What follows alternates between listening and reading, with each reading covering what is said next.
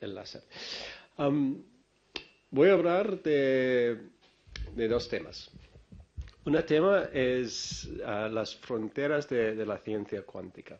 No solo el ordenador cuántico, pero las fronteras de la ciencia hoy en día de cuántica. Y intentar al mismo tiempo explicar un poco los conceptos de la ciencia cuántica, los más básicos. Pero no voy a entrar en ecuaciones y todo esto.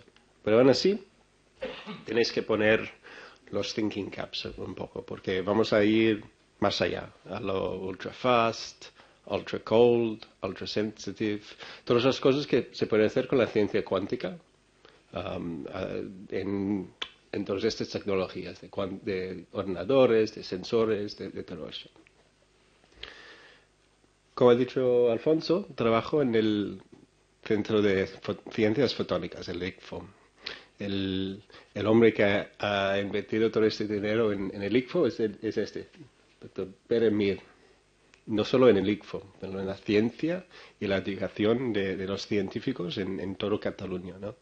Es un hombre muy importante en este tema. Murió hace un par de años, pero hizo un trabajo tremendo en este tema. En el ICFO hacemos no solo ciencia a las fronteras, pero también innovaciones. Intentamos crear nuevas empresas. Esos son los startups del ICFO. Entre ellos, uno, que es el QSide, que es en las tecnologías cuánticas. Voy a llegar a esto. Pues estamos aquí para hablar de las tecnologías cuánticas y entender un poco qué es el base de esto. Y estas son las tecnologías de hoy en día, como por ejemplo las láseres, que ha explicado Alfonso, pero no solo los láseres, los transistores, los LEDs. Estas tecnologías que tenemos, que son del día a día, están basadas en la física cuántica. Y también de las tecnologías del futuro, ordenadores cuánticas, sensores cuánticas, todo que va del futuro. Entonces, para entender un poco todo esto, vamos a empezar con lo más sencillo, con partículas y ondas, ¿no? Con átomos y luz. Y la primera cosa que pensar es que sin la mecánica cuántica, los átomos no pueden existir. No pueden existir. Tenemos este modelo de un átomo, ¿eh? Que es como un protón y un electrón, como la Tierra que orbita el Sol. Si fuera así, no podría existir los átomos. ¿Por qué no? Porque emitirá energía. Perderá energía y terminará uno encima del otro. Y no tendremos átomos ni materiales. Los átomos están estables porque el electrón no es solo una partícula, pero no, sí también una onda.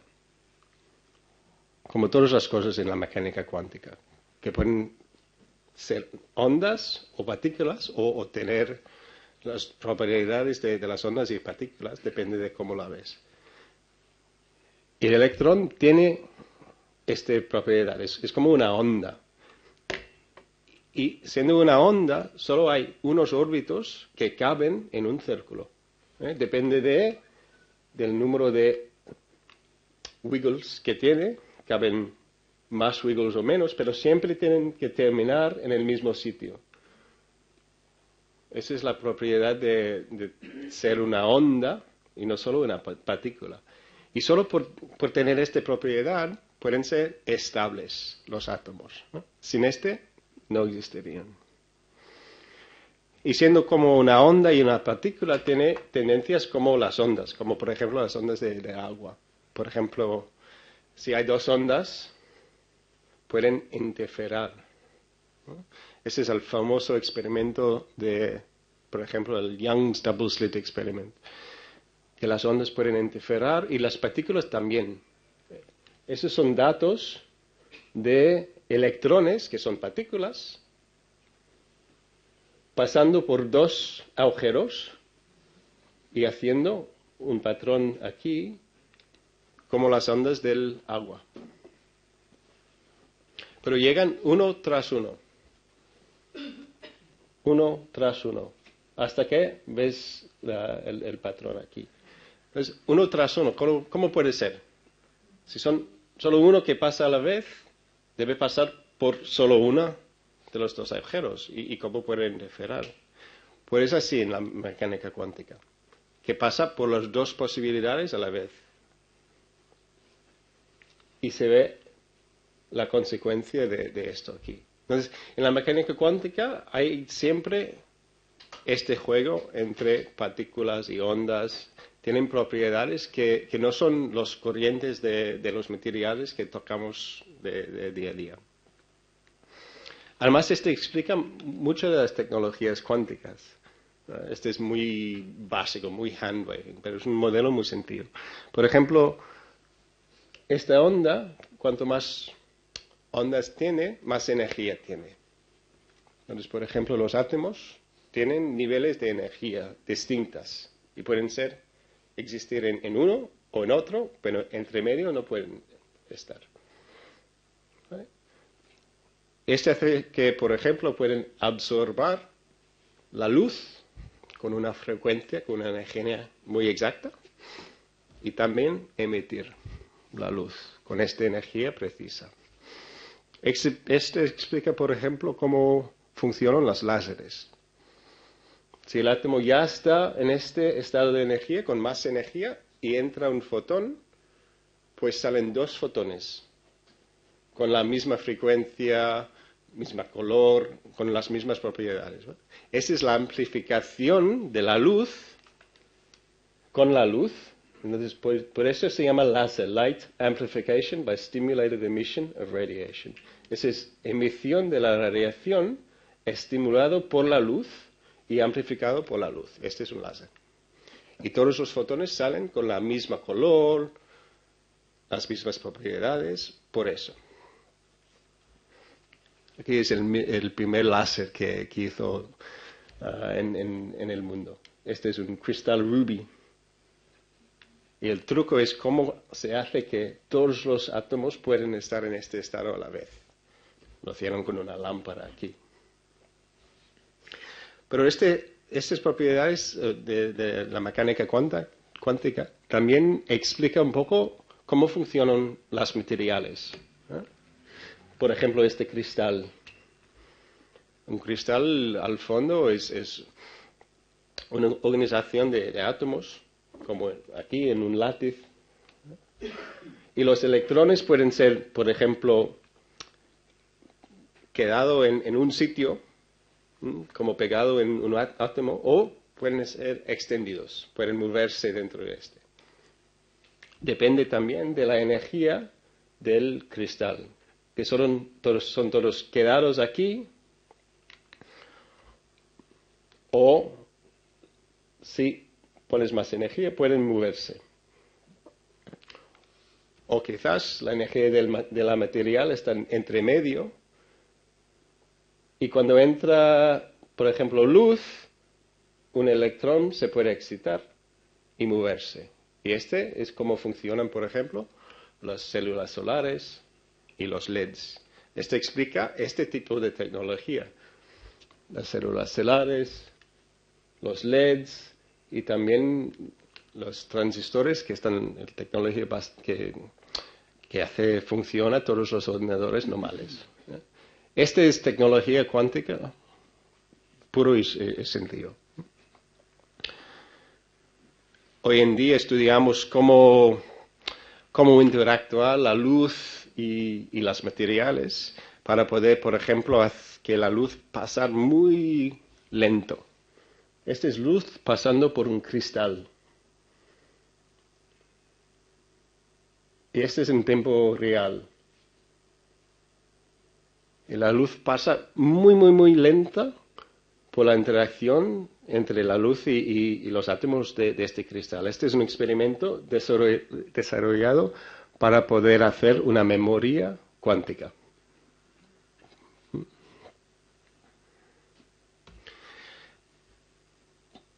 Pero también desarrollamos, y este es un ejemplo de un experimento que hizo en ICFO, que se hizo en ICFO, cómo se mueven los electrones en estos materiales. Por ejemplo, cuando un electrón se excita en un material, ¿cómo este funciona? Este es un proceso muy rápido. Los electrones pasan de un lado a otro lado en átomo, un átomo que tiene un décimo de un nanómetro de tamaño. El tiempo que requiere es más o menos un atosegundo. 10 al menos 18 segundos. Fíjate que hay casi lo mismo número de segundos en la edad del universo que atosegundos en un segundo. Eso es cómo de rápido pasan los electrones en los materiales.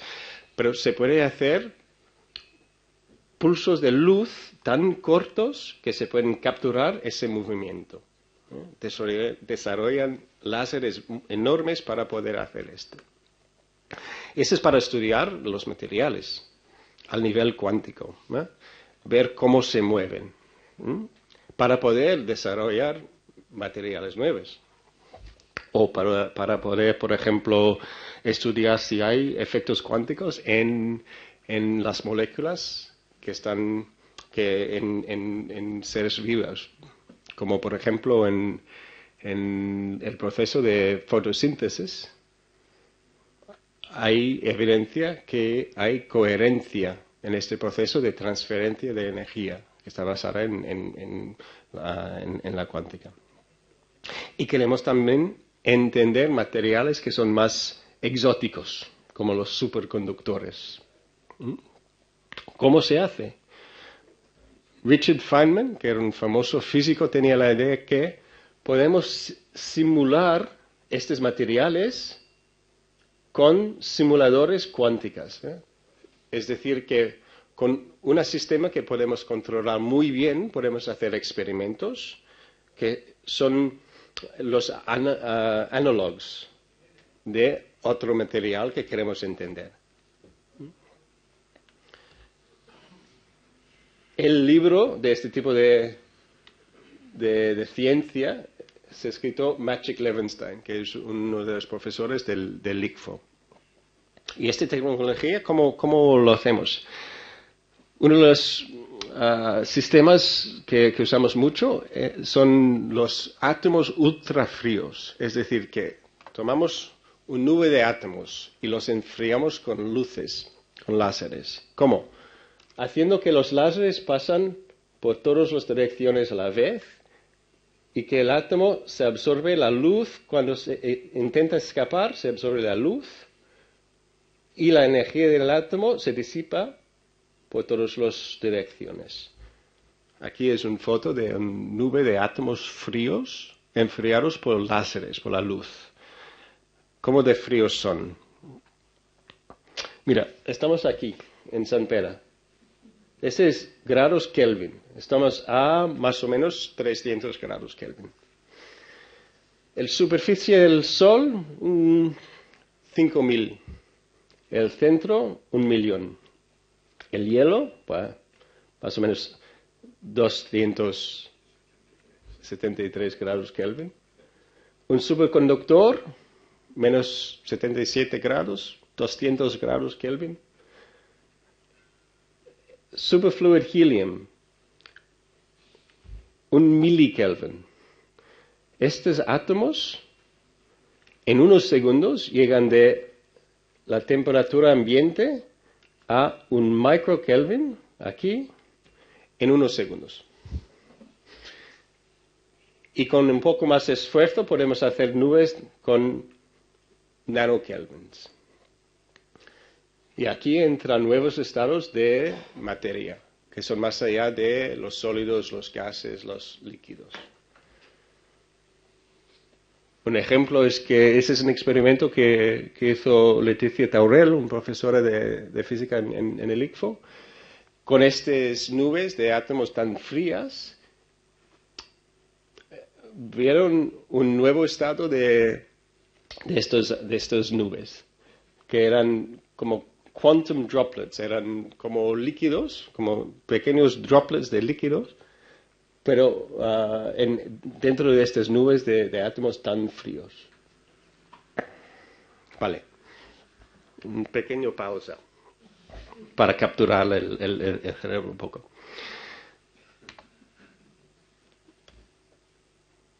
Vamos por más conceptos que son importantes en la mecánica cuántica.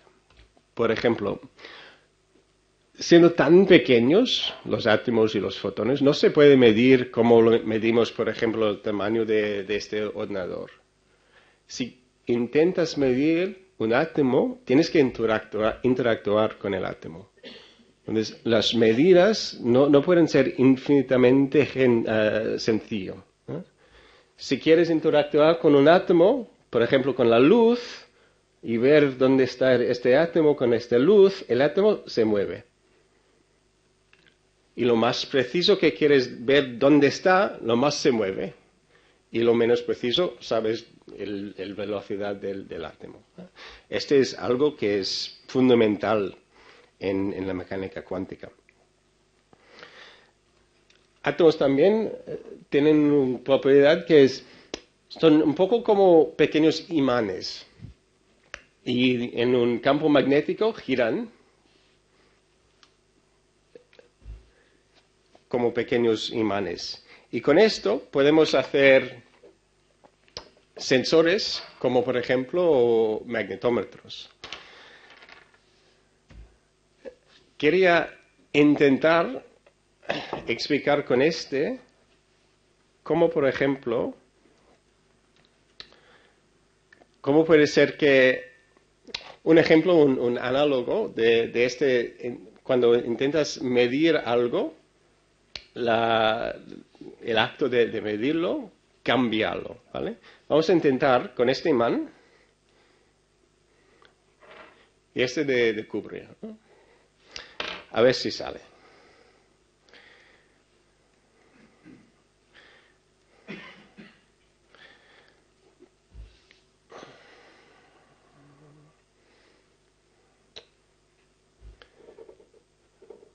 Imagínate que quería medir la velocidad de este imán cuando caiga.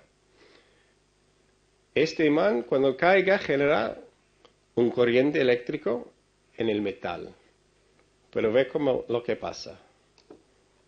Uy. No.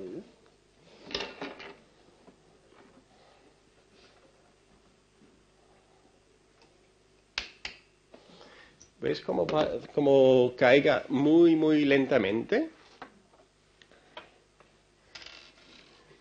Igual ves mejor cuando lo hago así.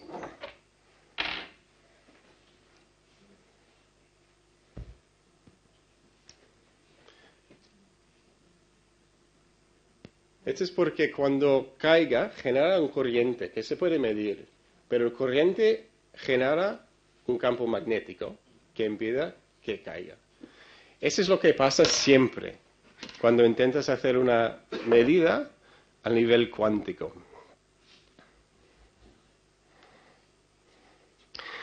Pero con estos nubes de átomos fríos, por ejemplo, se hacen muchas medidas, muchos sensores más precisos del mundo. Por ejemplo, que es para medir la gravedad, un gravetrómetro, que es, como ha explicado Alfonso, los gravímetros más sencillos del mundo. Los relojes, también más precisos del mundo, están basados en estas tecnologías. Y los magnetómetros más precisos del mundo, que se usan, por ejemplo, para medir aquí el corazón de un hombre con un pequeño magnetómetro aquí. O, por ejemplo, para buscar, como ha explicado Alfonso, cambios, en este caso no en la gravedad, pero en el campo magnético, y buscar lo que está escondido debajo de la Tierra, como Olmec Heads que se han encontrado a través de esto.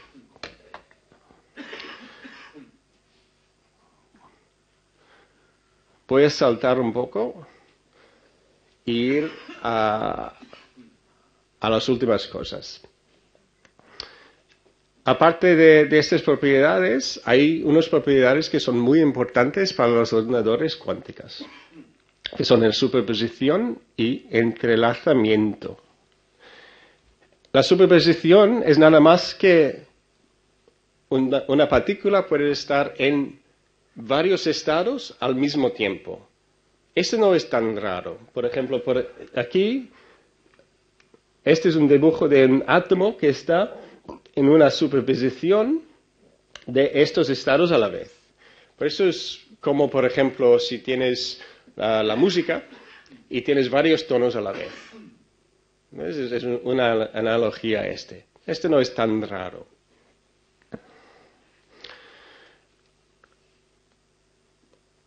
Lo que es un poco más raro es el concepto del Schrödinger cat.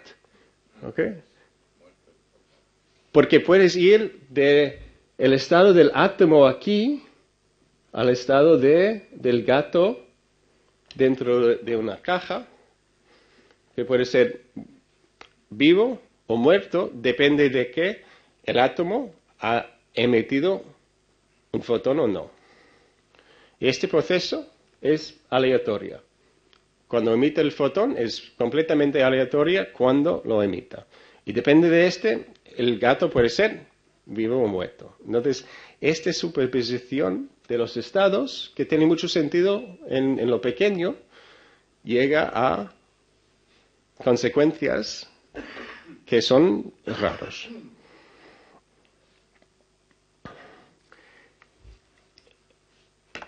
Y este es un ejemplo de lo que se llama el entrelazamiento. Y el entrelazamiento es nada más que la superposición del estado de dos cosas a la vez, pero dos átomos o dos partículas separadas. No es interno, pero sino ahora separados. Y estos pueden ser separados por mucha distancia. Por ejemplo, este es un experimento que se hicieron con dos diamantes separados por 1 kilómetro y un poco más. Y lo que hicieron era hacer un estado en que estaban entrelazados. Es decir que, por ejemplo, quería ir ahí. El estado de este diamante a la izquierda y el estado de este diamante a la derecha eran unidos. Unidos en tal forma que si mides el estado de uno directamente, el otro debe ser, por ejemplo, el opuesto. Aunque son separados por 1 kilómetro y no se pueden comunicar entre ellos. Se hace boom, clatabum. No voy a explicar mucho este experimento, pero voy a dejar un poco de tiempo para José Manuel. Pero estas propiedades, sobre todo el superposición y el entrelazamiento, son el base del poder del ordenador cuántico. Eso es lo que hacen que estos ordenadores pueden resolver problemas que son mucho más grandes, mucho más potentes que los ordenadores normales. ¿Cómo? Es porque están entrelazados que cuando añades uno más, dobles las posibilidades de la computación de estos ordenadores. Con un átomo tienes 2 bits, sencillo. Con 2, 4, sencillo. Con 3, ya 8. Y crece. Con 50, y vamos por allá, como ha dicho Alfonso, 1 petabit. Con 1000 ya superas todos los ordenadores normales del mundo. Y voy a dejarlo allá y dejar que José Manuel pueda hablar un poco y simplemente dar mis gracias a Federica, que algunos de estos slides son de ella, y dar a vosotros las gracias por escuchar.